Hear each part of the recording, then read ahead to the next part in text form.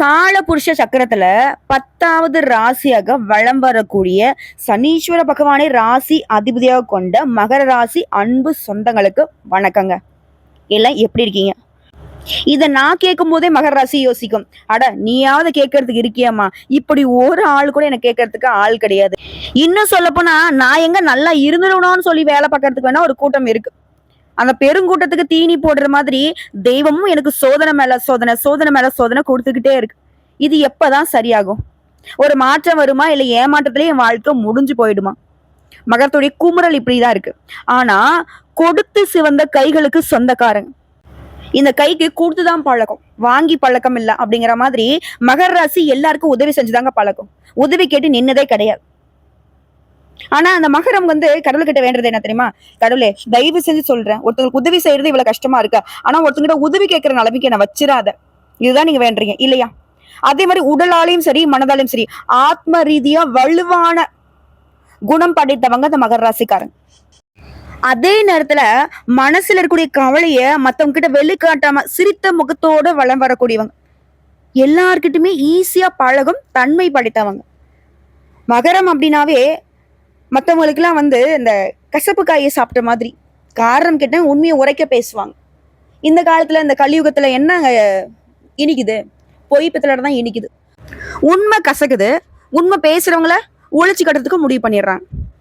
So இப்படி இருக்கக்கூடிய நிலையில யார் என்ன பண்ணாலும் அசைக்கவும் முடியாம ஆட்டவும் முடியாம மற்றவங்களுக்கு சிம்ம சொப்பனமாக வளம் வரக்கூடிய மகரத்தை போய் கேட்டு பாருங்களேன், அவங்க எவ்வளவு கஷ்டம் வேணா இருக்கட்டும், ஒருத்தருக்கும் அடி பண்ணிய மாட்டாங்க. பாசமா பேசுறியா, உனக்கு நீ பகையாளியாவே இருந்தாலும் பழத்தோட சாப்பாடு போடுவாங்க. இதுவே பகையை காட்டணும்னு முடிவு பண்ணிட்டியா, இவங்க நின்றத ஓடி போயிடு. இவங்க மட்டும் ஒருத்தர்கிட்ட பகை காட்டணும்னு முடிவு பண்ணிட்டா ஒருத்தராலையும் தாக்கு பிடிக்க முடியாது. ஆனா இதை செய்ய மாட்டாங்க, செய்ய வச்சிடாதீங்க. இதை மகர ராசிகள்ல யாரெல்லாம் கீழே எடை போட்டு வச்சிருக்கீங்களோ அவங்களுக்கு சென்ட் பண்ணி விடுங்க, பார்த்து சாகட்டும்.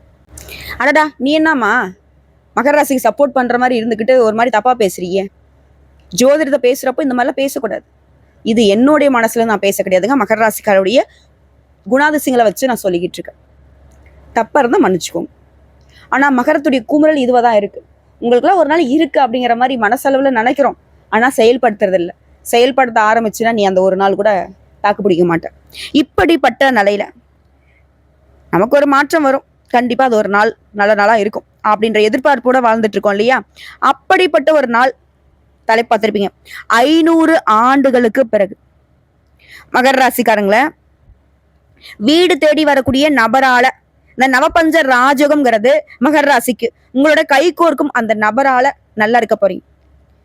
குழப்பமா இருக்கே, 500 வருஷத்துக்கு அப்புறம் ஒருத்தர் தேடி என்ன வர போறாங்களா? புரியலையம்மா. அப்படின்னா ஒரு நபர் தேடி வரப்போறாரு, அது இந்த 500 ஆண்டுகளுக்கு பிறகு உருவாகி அந்த நவபஞ்ச ராஜ யோகத்தினால உங்களுக்கு நடக்க போகுதுன்னு சொன்னேன், தவிர்த்து 500 வருஷம் கழிச்சு உங்களை பார்க்க ஒருத்தர் வராருன்னு நான் சொல்ல கிடையாது. அதாவது இந்த யோகம் உருவாகி 500 வருடங்கள் ஆகுது. இது ஃபர்ஸ்ட் தெளிவா புரிஞ்சுவாங்க. நவ அப்படின்னா 9 நவகிரகங்களால ஒரு மனுஷனுக்கு ஏதாவது தோஷங்கள் இருக்கு, கஷ்டங்கள் இருக்கு, கவலைகள் இருக்கு, பாதிப்புகள் இருக்குன்னா அது எல்லாத்தையும் சரி செய்யக்கூடியதுதான் இந்த யோகத்தின் பலன். ஒரு மனுஷனை இந்த 9 நவகிரகமா ஆட்டி படைச்சிச்சு இல்லையா எத்தனை நாளா? மகராசியுடைய நிலை இப்படிதான், செத்துடலாம், என்னத்துக்கு வாழ்க்கை, இப்படி கூட நினைச்சிருப்பீங்க. நம்ம சொல்லக்கூடிய விஷயங்கள் உண்மை நினைச்சா கமெண்ட் பாக்ஸ்ல பதிவிடுங்க. இப்படிப்பட்ட நிலைக்கு மாற்றம் வரப்போகுது.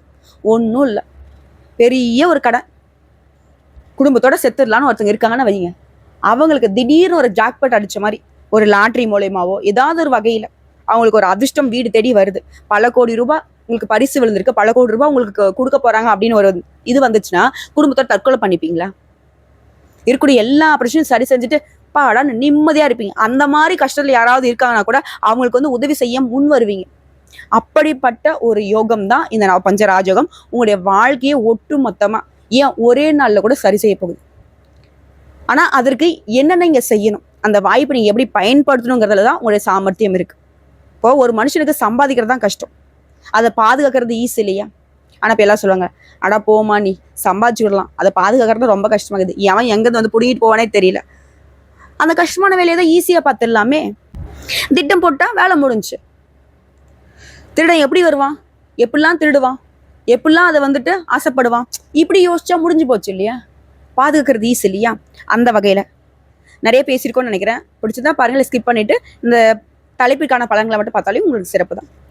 ஆனால் ஒரு விஷயம் மட்டும் மகர ராசி மனசில் வச்சுக்கோங்க, உண்மைக்கும் நேர்மைக்கும் என்னைக்குமே தோல் கொடுக்குற உங்களுக்கு ஒரு நாள் தோல்வி நிரந்தரம் இல்லைங்கிறத மனசில் வச்சுக்கோங்க. ஸோ இந்த வீடியோ பதிவை பார்க்கக்கூடிய இந்த தருணத்தில் உங்களுடைய அதிபதி சனீஸ்வர பகவானை மனசார நினச்சிக்கிட்டு, தெய்வமே நான் ஏதாவது தப்பு பண்ணியிருந்தா மன்னிச்சுக்கோ, தெரிஞ்சோ தெரியாமலோ, கண்டிப்பாக நான் வந்து தெரிஞ்சு பண்ணல, எந்த தப்புமே நான் அறிஞ்சு பண்ணதே கிடையாது.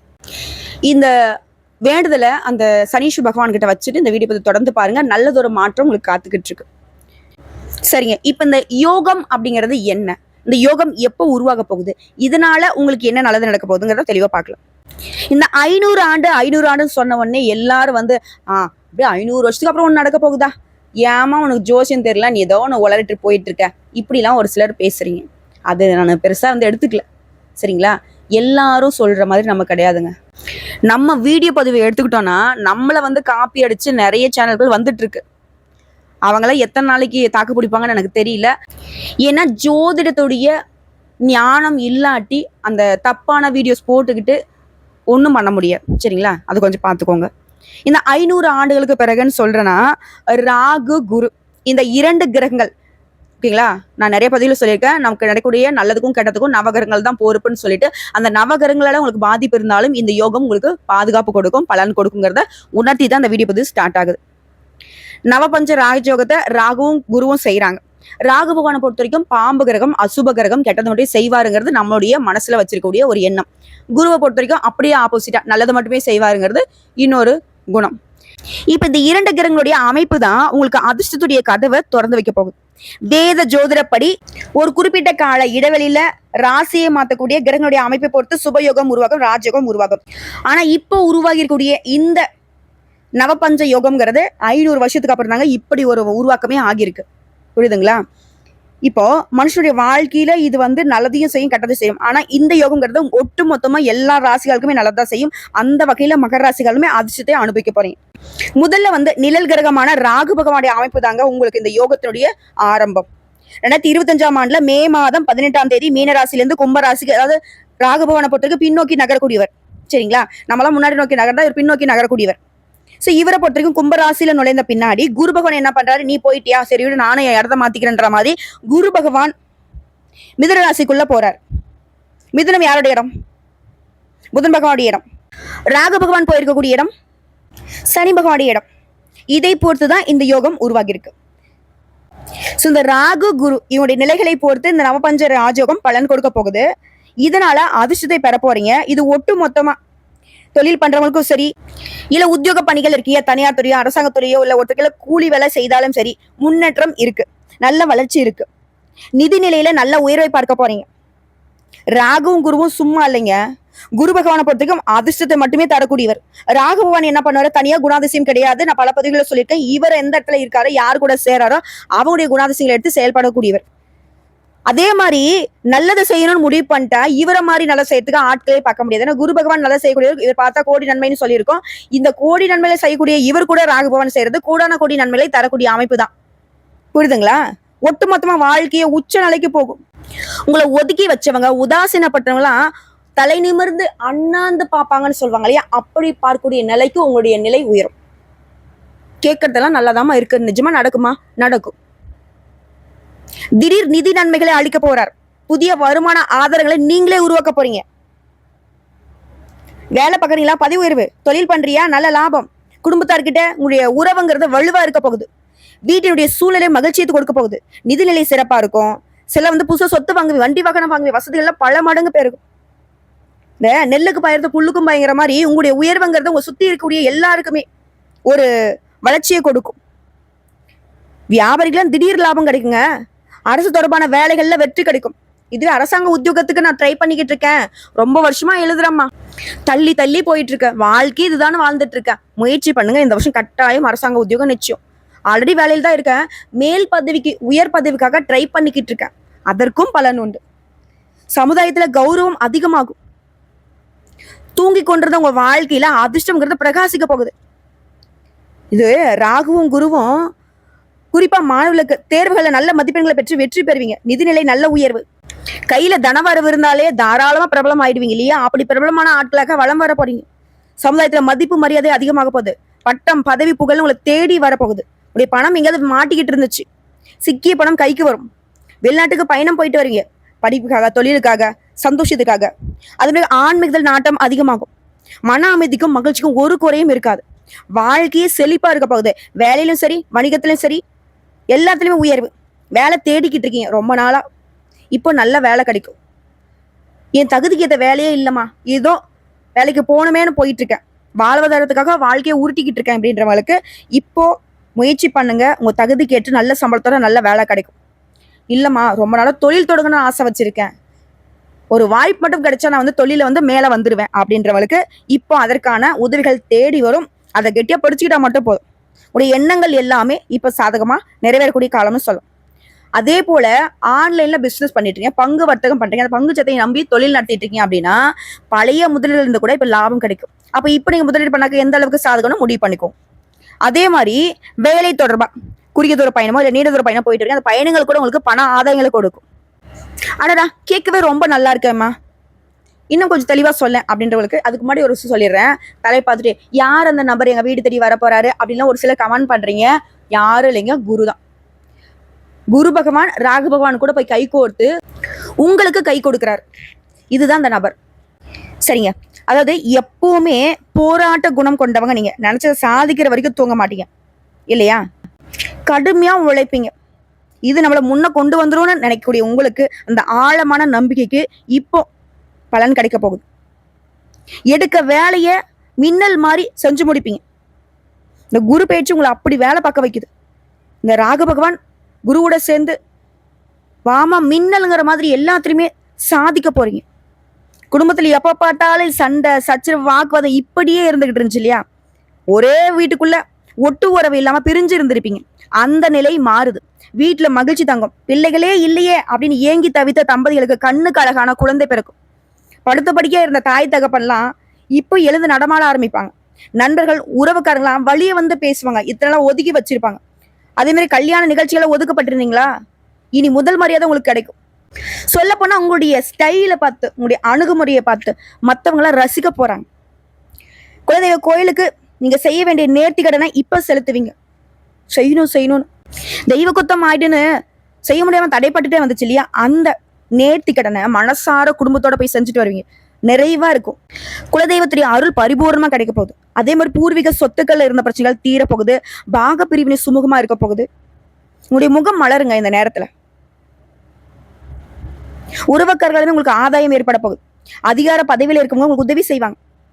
எல்லாத்துக்கும் மேல மூத்த உடன்பிறப்புகள் இருக்காங்க இல்லையா, அவங்க கிட்ட உங்களுக்கு இருந்து வந்த பனி போர் நீங்க பாச மழையே பொழிவாங்க. இனிமேல் இழுபறியான கோர்ட்டு கேஸ் வழக்கெல்லாம் உங்களுக்கு சாதகமான தீர்ப்பு கிடைக்கும். இத்தனை நாளா கனவு தொல்லை, தூக்கம் இல்லாம தவிச்சுக்கிட்டு இருந்த உங்களுக்கு அந்த கனவு தொல்லை என்ன தெரியுமா? அப்படி நடந்துருமோ இப்படி நடந்துருமோ இப்படி பயமுறுத்திட்டே இருந்துச்சு. அது எல்லாமே சரியாது. நிம்மதியான உறக்கம் இருக்கும். கனவுன்னு ஒண்ணு வந்தா அது நீங்க ரொம்ப உற்சாகமா இருக்கிற மாதிரி தான் இருக்கும். அதே போல உங்களுடைய வாழ்க்கை துணைக்கு பட்டுப்புடம் வாங்கி கொடுக்கறது என்ன, தங்க நகை வாங்குறது என்ன, அவங்க பேர்ல சொத்து வாங்குறது என்ன, இப்படி சந்தோஷம் கரை பொருள போகுது வீட்டுல. இதுவே மகர ராசி பெண்களா இருக்கீங்க அப்படின்னா உங்களுடைய கணவருக்கு இதெல்லாம் செஞ்சு ஆசைப்படுவீங்க. அரசியல்வாதிகள்லாம் இழந்த பதவிகளை மீண்டும் பெற போறீங்க. கட்சிக்குள்ள நடக்கூடிய கோஷ்டி பூசல்ல தலையிடாம ஒதுங்கி மட்டும் நில்லுங்க. தன்னால பதவி உங்களுக்கு வரப்போகுது. இது எல்லாத்துக்கும் மேல தந்தை வழி உறவுக்காரங்க அவங்க வீட்டு விசேஷங்களை நீங்க எடுத்து நடத்த சொல்லி நிற்பாங்க. தொலைதூர பயணங்கள் இருக்கு. சின்னதா கொஞ்சம் விபத்துகள் ஏற்படுறதுக்கு வாய்ப்பு இருக்கு. உஷாரா இருந்துக்கோங்க. அதே மாதிரி அரசாங்க காரியங்கள்ல அலட்சியம் காட்டக்கூடாது. அதையும் கொஞ்சம் பார்த்துக்கோங்க. மற்றபடி செல்வாக்கு கூடும். இழுபறியான வேலை உடனே முடியும். உடல்நிலை சீரா இருக்கும். மனைவழி உறவுக்காரங்கிட்ட உங்களுக்கு இருந்து வந்த மனக்கசப்புகள் நீங்குது. அதுவே கணவர் வகையில் இருந்து வந்த மனக்கசப்புகள் நீங்குது. வாகனம் அமையும். வசதியான வீட்டுக்கு இடம் மாறுவீங்க. வெள்ளை பாக்கியம் கிடைக்கும். கோர்ட்டு கேஸ் வழக்குல வெற்றி இருக்கு. ஆபரணங்கள் வாங்குவீங்க. சொத்து அமைது. விஐபியுடைய ஆதரவு கிடைக்குது. பெரிய பதவியில் அமர போறீங்க. அயல்நாட்டில் இருக்கவங்க உங்களுக்கு உதவி செய்வாங்க. செல்வாக்கு கூடுது. வியாபாரம் பண்றியா, புதுசா போட்டியாளர்கள் முளைச்சுக்கிட்டே இருப்பாங்க. ஆனா உங்ககிட்ட அவங்களால ஈடு கொடுக்க முடியாது. திணறுவாங்க. இனி அவங்களுக்கெல்லாம் பதிலடி கொடுக்கக்கூடிய வகையில அணுகுமுறையை மாத்திப்பீங்க. புதிய முதலீடுகள் செய்வீங்க. பழைய வாடிக்கையாளர்கள், உங்களை விட்டு போன வாடிக்கையாளர்கள் திரும்ப உங்ககிட்ட சேருவாங்க. அதே மாதிரி அடிக்கடி லீவ் எடுத்துட்டு இருந்த உங்ககிட்ட வேலை பார்க்கக்கூடியவங்களை இனி பொறுப்பா நடந்துக்க சொல்லி நீங்க அட்வைஸ் பண்ணுவீங்க, அதை அவங்க ஏத்து நடந்துப்பாங்க. அதே மாதிரி கணினி, உணவுத்துறை, என்டர்பிரைசஸ், கமிஷன் வகை இந்த மாதிரியான தொழில் இருக்கிறவங்களுக்கு ஆதாயம் பல மடங்கு. கூடுதலாம் பங்குதாரர்களும் நீங்க சொல்றதை கேட்டு ஒத்துழைப்பா இருப்பாங்க. வியாபாரத்தில் நல்ல வளர்ச்சிங்க, அமோகமான லாபம் பார்ப்பீங்க. இது உத்தியோக பணி. ஊர்ல குறை சொல்லிக்கிட்டே இருந்த கூட வேலை பார்க்குறவங்க இனி நட்பு பாராட்டுவாங்க. வேலை சுமை குறையும், மேல் அதிகாரிகிட்ட பணி போர் நீங்குது, கல்வி தகுதியை உயர்த்திக் கொள்வீங்க, நீண்ட நாட்களாக நீ எதிர்பார்த்த பதவி உயர்வு தேடி வரும். கன்னித்துறையில் இருக்கவங்களுக்கு அயல்நாட்டுல வேலை கிடைக்கும். கலைஞர்களை பொறுத்த வரைக்கும் மறைந்திருந்த தகுதியை வெளிப்படுத்துவீங்க. அதே மாதிரி இந்த நாட்டை ஆளுபவர்களால அவங்களுடைய கரங்களால பரிசு கிடைக்கும். எந்த அளவுக்கு சாதகம் பாருங்க. ஆக மொத்தம் இந்த ராகுவும் குருவும் பிரச்சனைகளால மட்டுமே சிதறி கிடந்த உங்க வாழ்க்கையை ஒட்டு மொத்தமா சீர் செய்யறது மட்டும் இல்லாம மன மகிழ்ச்சியுமே நிரந்தரமா கொடுக்க போறாங்க. கேட்கவே ரொம்ப சந்தோஷமா இருக்குமா, இது எனக்கு நிரந்தரமா இருக்குமா, ஏதாவது பரிகாரம் இருந்தா கூட சொல்லு, நான் செஞ்சிடுறேன் அப்படின்னு சொல்றவங்களுக்கு சனிக்கிழமைகள் தோறும் அனுமனை வழிபாடு செய்யுங்க. அனுமருடைய கோயில வளம் வர உங்களுடைய வாழ்க்கையில நலம் வந்துகிட்டே இருக்கும். அதுவே நீங்க செய்ய வேண்டிய மலர் பரிகாரம், வெற்றியை மாலை கட்டி அனுமனுக்கு சூட்டி மல்லிகை மலர்களால பெருமாளுக்கு அர்ச்சனை செய்ய கேட்டது கிடைக்கும், கிடைக்கிறது நிலைக்கும். உங்களுக்கு அதிர்ஷ்டம் தரக்கூடிய திசைகள் கிழக்கு, தெற்கு. அதிர்ஷ்டம் தரக்கூடிய நிறம் வெளிர் நீல நிறம் மற்றும் மஞ்சள் நிறம். இந்த நிறத்தை அதிகமா பயன்படுத்துங்க. அதே மாதிரி அதிர்ஷ்டம் தரக்கூடிய எண்கள்னு கேட்டீங்கன்னாக்கா 4, 6. அதே மாதிரி ஒவ்வொரு மாதம் வரக்கூடிய சஷ்டி விரதத்துல முருகப்பெருமானுக்கு விரதம் இருந்து வழிபாடு செஞ்சுட்டீங்கன்னா குடும்பத்துல சுபிக்ஷம் உண்டாகும், உத்தியோகம் நிலைக்கும், தொழில் நிலைக்கும். அதே போல ஞாயிற்றுக்கிழமைகள்ல மகர ராசிக்காரன் குறிச்சு வச்சுக்கோங்க. பயம் இருக்கு, பதட்டம் இருக்கு, என்ன நடந்துருமோ அப்படின்ற ஒரு இதுல சுத்திட்டு இருக்கீங்க இல்லையா, அது சரியாகணும்னா ஞாயிற்றுக்கிழமைகள் தோறும் ராகால வேளையில கால பைரவருக்கு தீபமேற்றி வழிபாடு செய்ய அந்த பயம் விலகும், பதட்டம் போகும், பாதுகாப்பு உணர்வு மேலோங்கும். நல்லதுங்க. இப்போ வரைக்கும் பார்த்த பொது பலன்கள் எல்லாமே மகர ராசிக்கு இந்த ராகுவும் கேதுவும் சேர்ந்துக்கிட்டு வாழ்க்கையை ஒட்டுமொத்தமா நல்ல நிலைக்கு மாத்தி கொடுக்குறாங்க. பயன்படுத்துங்க, நல்லா இருக்க போறீங்க, ரொம்ப ரொம்ப நல்லா இருக்க போறீங்க. வாழ்த்துக்கள்.